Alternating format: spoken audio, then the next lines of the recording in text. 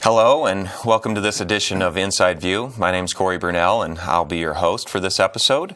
We're joined today by our planning director here in Calaveras County, Peter Maurer. And once again, thank you, Peter, for joining Inside View. My pleasure to be here. Yes, well, thank you. And, so our viewers know a little bit about you and what it is you do in serving our county and the citizens here. Will you tell them a little bit about what the planning director's job is and how you fulfill your role? Well, the planning department's responsibility is to implement the board policy through zoning, general plan, capital improvement programs, things like that. So, we look at land use issues.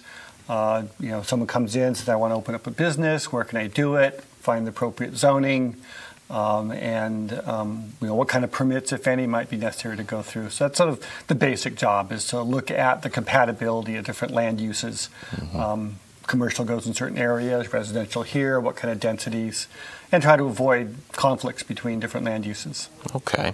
So if anyone is going to build something in the county or perhaps open a business or something, they're probably going to see you at some point. Is Most that likely, right? yes. Yeah.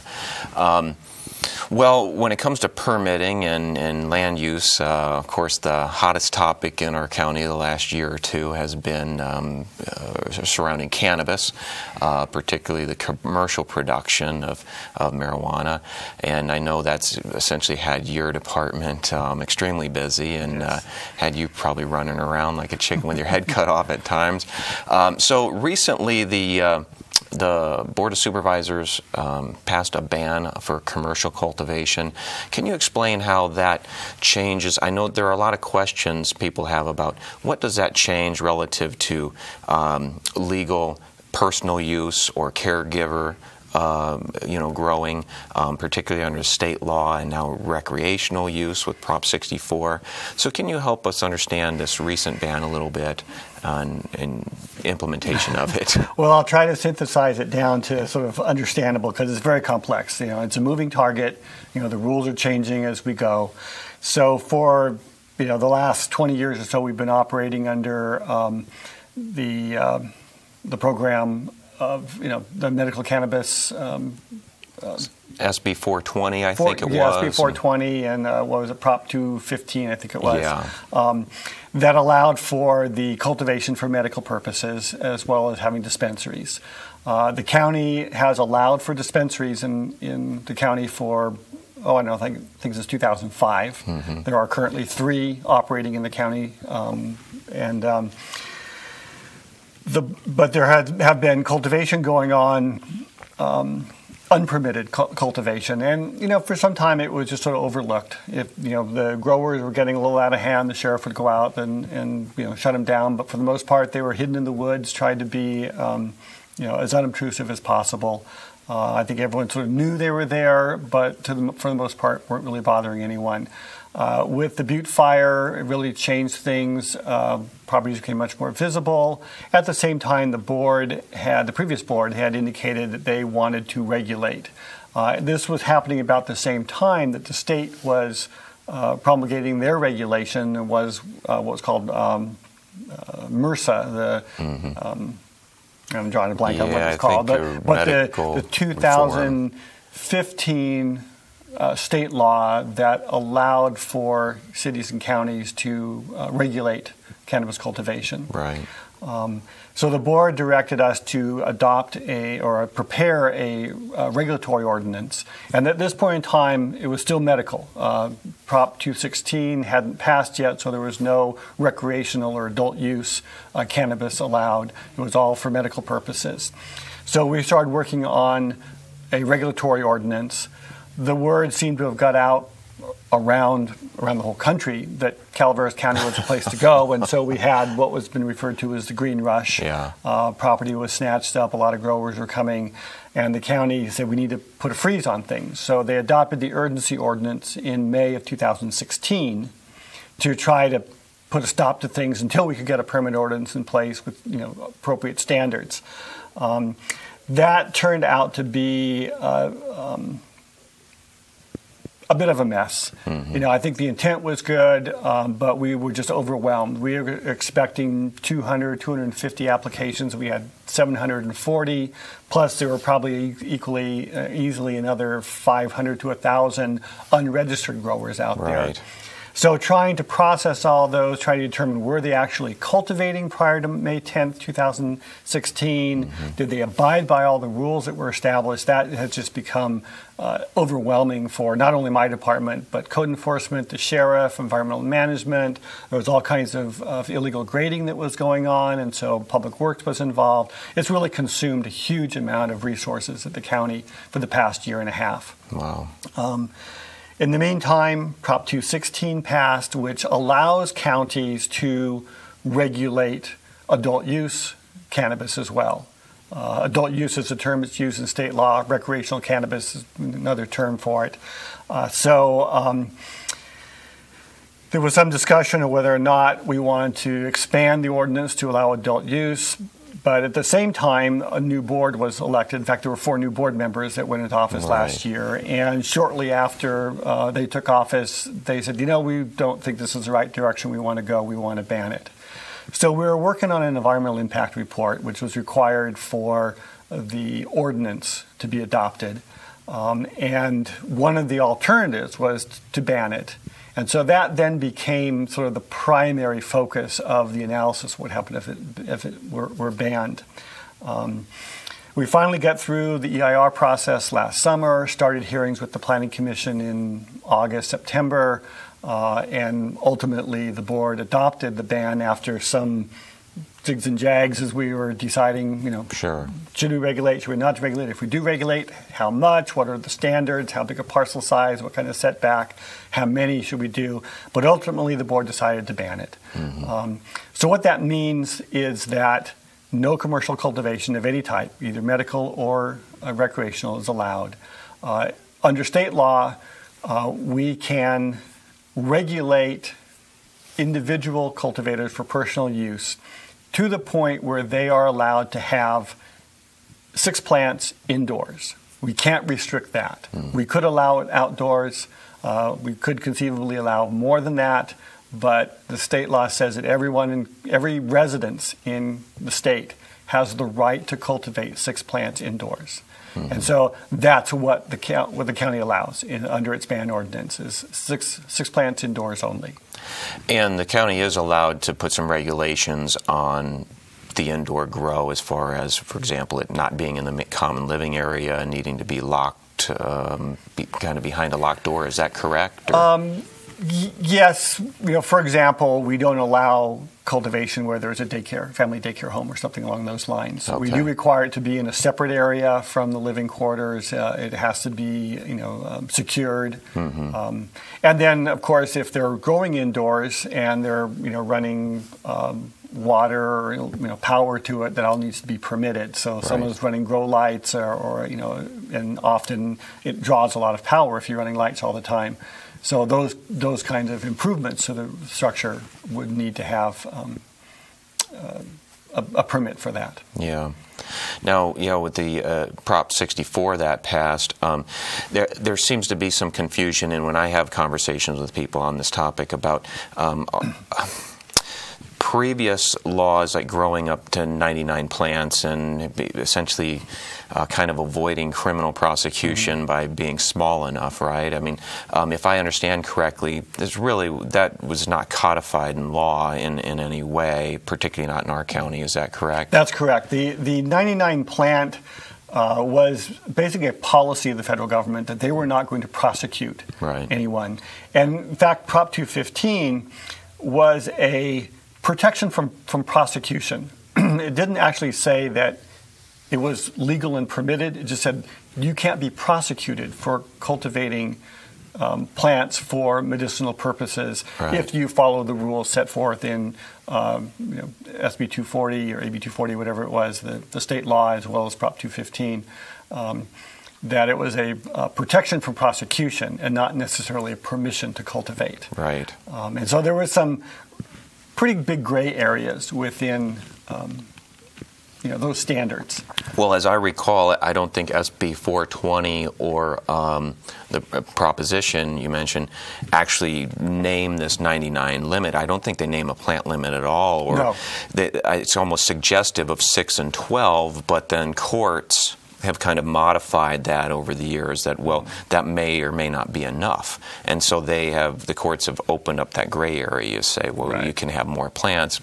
Then the 99 comes in because really people were trying to avoid federal prosecution. Yeah, that was sort of the avoidance of federal prosecution. The number of plants was basically based on how many members of the cooperative or how many patients were being served, and what their recommendation was by their physician of how many plants they needed to provide the medicine that was required. Yeah. And so it became fairly broad. And I think for the most part it would say, well, 99 plants per person was sort of the general rule, but then other courts have ruled that that was not established by law, and it could be more if a doctor determined that they needed more for some reason. Well, that whole program, that whole concept is now out the door with new regulations. Right. So let's look at kind of the new laws and now our county bound and stuff. Somebody with a medical cannabis use card, they still fall under the state law as far as how much they can carry, how much they can possess. Obviously, the plants at home. The dispensaries, there's a separation between medical and recreational permitting for dispensaries, and our county does not permit any recreational. That's correct. Right. I guess the old laws of having a medical cannabis use card, and how does that play in with current regulations in your view? So my understanding, and I'm certainly not an expert at that level of it, I know all about the county rules, but as far as the state rules, I probably know enough to be dangerous. Okay. But my understanding is that if you're purchasing it for medicinal purposes, you have to have a recommendation or a card still for medical. Okay. And I believe that it's not taxed if it's medical. Oh, I see the difference. If it's recreational, then it is taxed, and anyone over 21 can go in and purchase whatever the amount, and I don't remember how much is allowed to have on your person at one time. Well, now that makes a little bit more sense now, particularly if there's a different tax scheme in place, because you kind of wonder, well, what do you need a medical card for if you can just go buy recreationally now? And it may be that someone with a medical card that needs more than what you're allowed to have for recreational purposes may be allowed to have more. I don't know for sure. Yeah, but that certainly, if our viewers were wondering about the differences there and why they might maybe even need a medical card, these are some thoughts and considerations. Probably the viewers should check with the state. There's the Bureau of Cannabis Control at the state level, and they could provide better advice than I could. Yeah, or me too. Yeah.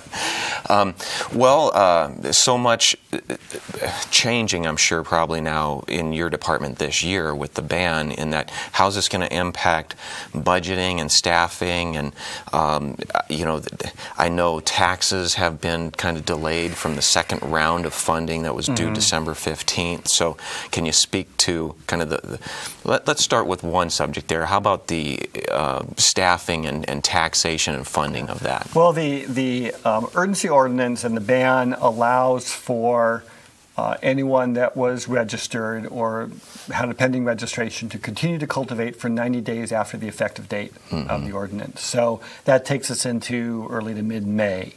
And so we're continuing to processing those applications just so there's sort of closure on that. That anyone that may decide they want to move to a different county that allows cultivation and they had a permit from the county.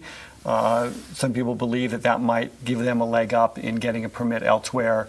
Also, they need to have a license from the state, and the only way they can get a license from the state is to have authorization from the county.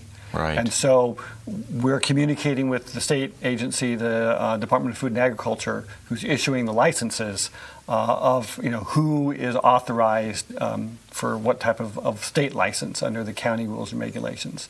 So in order for someone that maybe harvested their crop last fall and is trying to sell that now, to sell that to a distributor, they need to have a state license for cultivation. And so they need to maintain their license locally in order to get the state license. So we're continuing to operate under the terms of the urgency ordinance until it actually expires again in May. Yeah, it certainly sounds fair in that people obviously have had tremendous investments in these businesses, and yeah, that seems reasonable. So if you're doing that, you certainly need all the staff you've got, if not more. So we're still holding on to our staff at least until that point. And again, that staff was paid for by the application fees that were submitted back in May and June in 2016. We still have some carryover on that to cover those costs.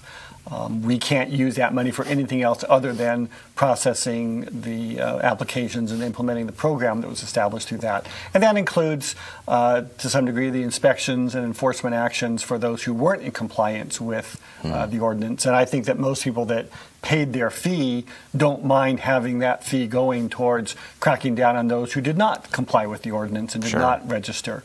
So that activity will still be going on. But of course, once that stops, then we'll be laying off those folks that were hired, at least most of them, unless we can juggle around our budget some way to hold on to any of the people that we want to keep and either work them into a different program or figure out a way to pay them.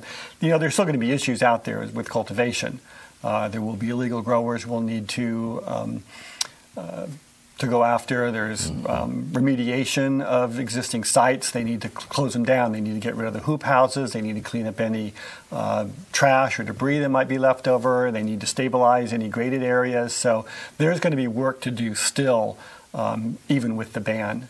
And so we'll be looking at trying to retain as many resources as we can, but the funding from the registration processes will be cut off. Yeah. Yeah, as I understand now, when that registration process stopped, so did the funding as far as registrations, right? Or was it going to be kind of an annual renewal type of registration? Well, it was going to be an annual renewal, and we were supposed to, actually we did go through a nexus study for the fee. What we found in the first draft was that the $5,000 was a little bit under what it actually would take to implement the program. But a renewal fee probably would not be as much. But because we got to the point where we decided to ban it before we had a chance to adopt a formal fee, it becomes sort of a moot point. Yeah. Well, and now people may need a little clarification on that. Those are registration fees, and then of course we had Measure C passed for actual taxation of the amount of cannabis grown. That amounted to $2 per square foot of canopy, and $1 was paid, if I'm not mistaken, last June, or was it May 15th? Yeah, the first installment was due. The tax bill went out in May, was due in June. Okay, right. And then the second tax bill went out in November, due in December. Yeah. And did you find, when those taxes went out, did you find that there were registered growers who either, particularly I'm interested to know about the first round. I know in the second round, I know a lot of people haven't paid because the market's a bit different this year over last, I'm hearing. So from the first round, did people decide, well, you know what, the tax is too much, I'm not going to do the business, or I'm either not going to pay and try to get away without paying? We had about 90% participation, so we did pretty well with collection of the tax. There were some that chose not to pay for a variety of reasons. Maybe they decided they weren't going to cultivate. There were some people that were denied shortly after the tax bill went out, and they felt, well, if I'm denied, I shouldn't have to pay the tax bill. But the tax was based on their registration at the time the tax bill went out, and so they were validly registered on May 15th, therefore the tax was due. And there were a number of appeals that went through, and some were granted that, they were assessed for a 22,000 square foot grow, but maybe they were only growing 15,000, even though they were registered for the amount. The tax was based on how much they were registered for. In some cases, on the tax appeal process they went through, the administrative law judge did reduce it in certain circumstances. But for the most part, what you registered for was what you were taxed for. In some cases, people change their registration. They said, gee, I registered for 22,000, but I've only been growing 10. I want to reduce it so I don't have to pay more than what I'm supposed to. If they had done that before the tax bill went out, then they got the reduced tax bill. But if they didn't do it till after the tax bill, we said, well, you can change it for the subsequent bill, but you're due what you're registered for. Right, yeah, they would have had to have a little foresight there in planning. Yeah. Well, since the urgency ordinance is not going to expire for a while, I guess... Well, it actually expires on the 14th. Oh, it's right around the corner here. Yeah. Well, now, excuse me, the ban going into effect, is that has 90 days from the time the ban was passed, right? Well, it's sort of convoluted. The ordinance says that once there's a permanent ordinance adopted, then they have 90 days from the effective date to continue to cultivate, and then everything must cease. So they're operating under the provisions of the ordinance in effect when they registered, which said 90 days after the ban. But we won't be issuing any new registrations, obviously. Those that qualify, that we're still processing, we will issue them a registration, but they know that it expires after that 90-day period. Right. Right, okay. So, yeah, that's probably just a couple months out. Now, when was the ban passed? It was in January? January. Yeah. Okay, interesting. Now, as far as the tax collections go, I mentioned that from what I hear, the industry, certainly prices have plummeted for cannabis, a tremendous amount of volume out there. Yeah. Apparently, California is very good at producing cannabis. So we're now in a situation where a lot of people have not paid their tax as of the middle of December, right? And I guess there have been a couple of periods of leniency. Well, the taxes due. Yeah. And I know there are penalties. Yeah, and there are penalties. Yeah. So every month another, I think it's a 10% fee is assessed on that. And at least I think up to 3 months. So it's due whether they've been denied. It's due whether they leave the county. It's an unsecured tax that is they're responsible to pay. And so we sent out a letter saying, hey, if you're still registered or you're still in process and you don't pay the tax, you'll be denied. Right. The tax collector has decided that they will still accept the payment, and if they pay, that's what we want. We want we want the payment of the tax, and so they can work out a payment arrangement with the tax collector. Then they can do that.